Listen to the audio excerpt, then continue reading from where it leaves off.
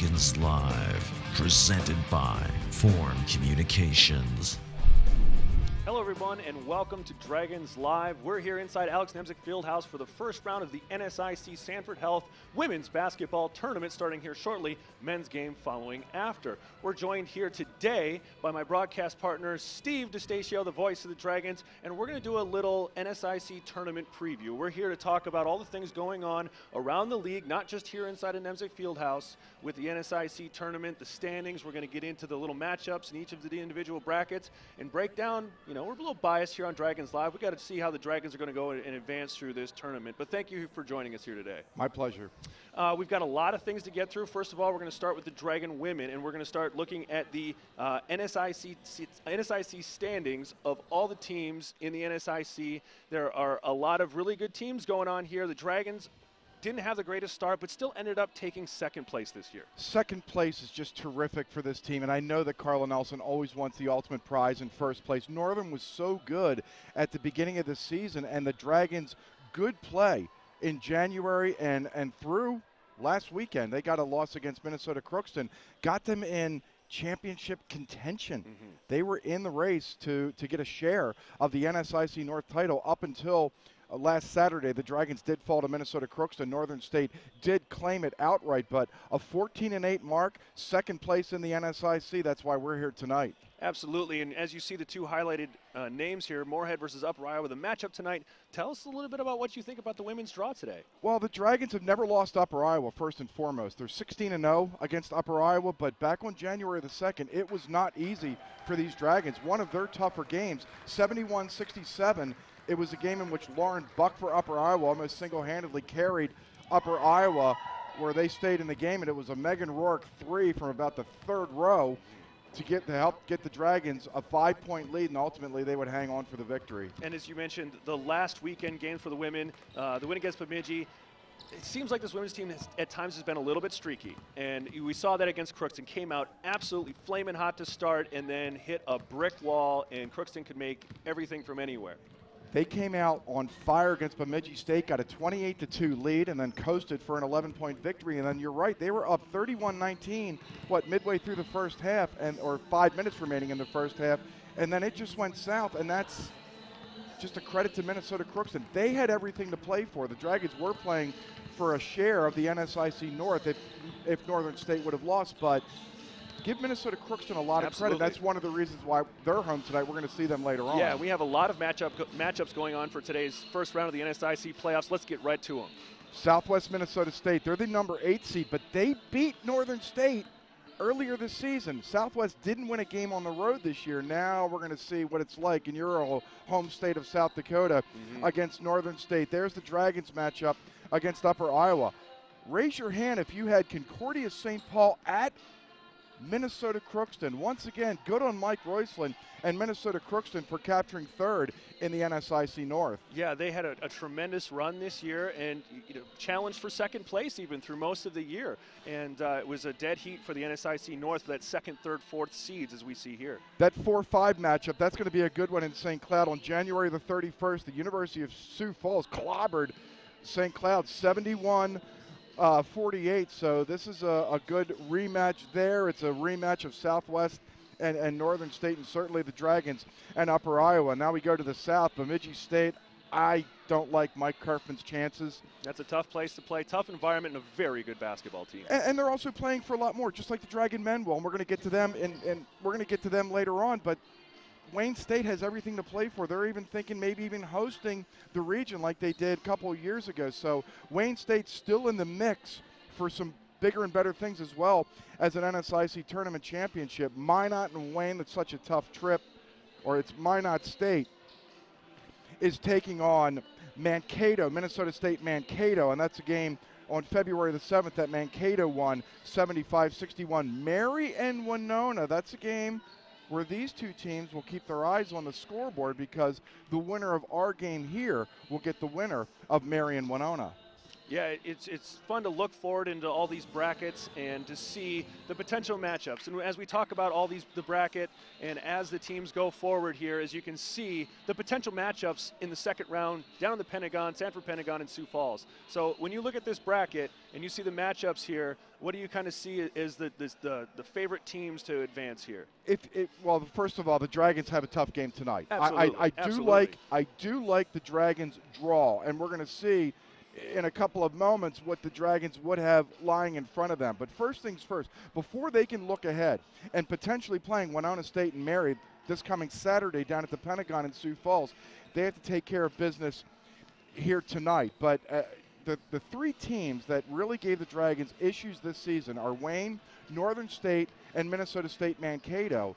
And again, as we're going to see in a couple of moments, the Dragons wouldn't see any of those teams until the semifinals on Monday. Well, let's break it down. Let's try to track a little chalk talk here, the MSU Moorhead path to an NSIC tournament championship here. So when you look at the Dragons section of the NSIC tournament bracket, what do you see? I see Wayne State looming at the top.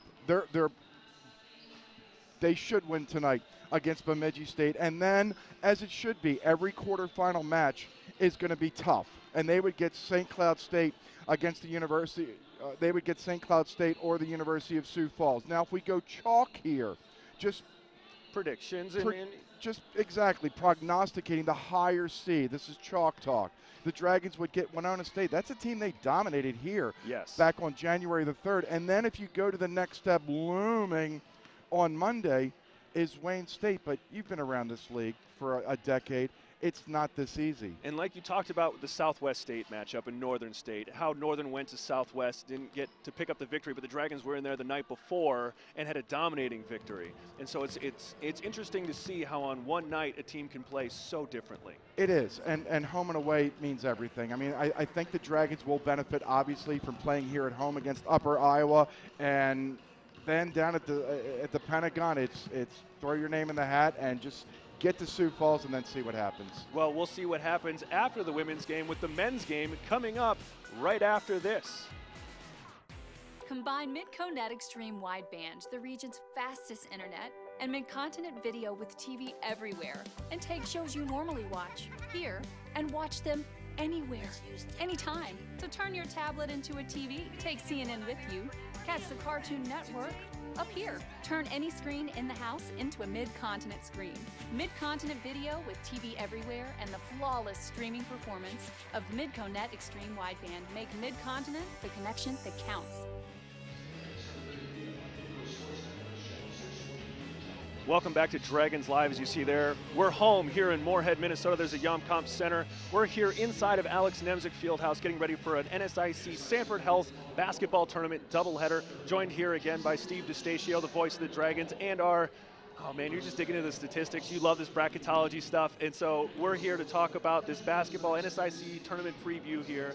And we just got done talking about the Dragon women. Let's lay the course out for the Dragon men. Playing Wayne State tonight, but it's a long road to the NSIC Tournament Championship. What's really neat is we're giving Fargo Moorhead a taste of March Madness here, and the calendar still says February. But yeah, the Dragons have business to take care of here tonight. 29-2. You got to love their chances against Wayne State. They play a Wayne State team that they just played a couple weeks ago down in Wayne, and they thumped Wayne State 86-65. You look at the final standings, John, and the Dragons just blew away. I'm sure the Dragons were favored to win the NSIC North, but maybe not by that kind of significant a margin, and they also captured a share of the NSIC overall championship. Now, Wayne State at the bottom of the NSIC South. Watch out.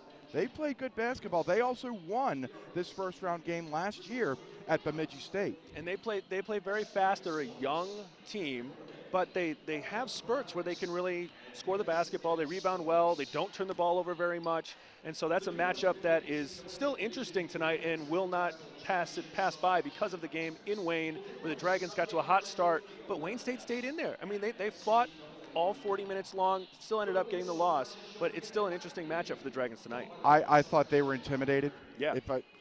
Down in Wayne, we were waiting for the Dragons to start playing better basketball, and finally they did, and Chad Walthall just wanted to get that win, and then get on the bus and get to Augustana, because you knew that that game back on February the 6th, the game against Wayne State, they were just looming, just waiting for Augustana the next night. Let's get in the schedule for the games tonight as we get hit by a basketball.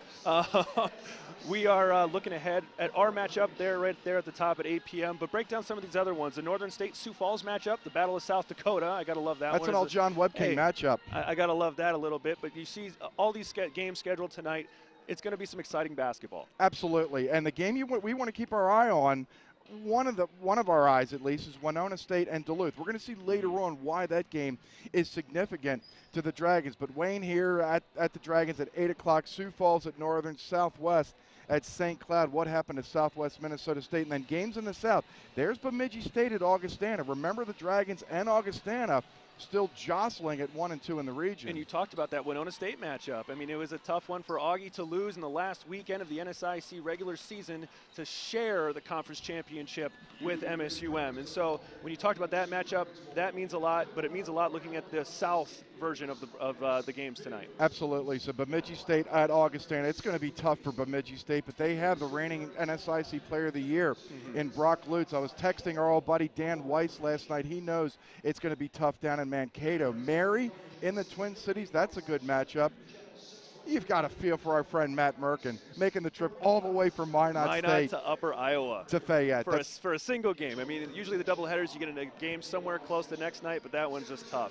Now let's look at the entire bracket, starting with, obviously, our matchup, starting at the NSIC North side. Yeah, and then you take a look at what looms ahead for the Dragons, Upper Iowa and Minot State, so one eye on the scoreboard, and the Dragons are going to know by the end of their game who they're going to play, because Upper Iowa hosts Minot State at 7 o'clock, Mankato, Crookston, St. Cloud, and Southwest Minnesota State. Keep an eye on St. Cloud State. That's an experienced team under first-year head coach Matt Reimer, playing really good basketball here late in the season. Long and athletic, could rebound very well, very good defensively. As soon as they can start playing together as a cohesive team, they could be a very dangerous team in this tournament, which is the right time to get hot. Augustana on the other side of the bracket. You got to like them on that other side. Yes. And now, just like we did with the women, let's do a little chalk talk. The Dragons here against Wayne State. They get the winner of Upper Iowa and Minot State, so we're going to slide Upper Iowa into that next slot just because they're the higher seed. We're projecting an Upper Iowa always plays well at home. Yeah, and that's exactly what I was going to say. Playing at home at Upper Iowa, they're a very tough team, and they play very, very well. And that small gym gets kind of rocking around NSIC tournament time. But yes, I can see Upper Iowa sliding in there very easily. What do you see going on the bottom of this bracket?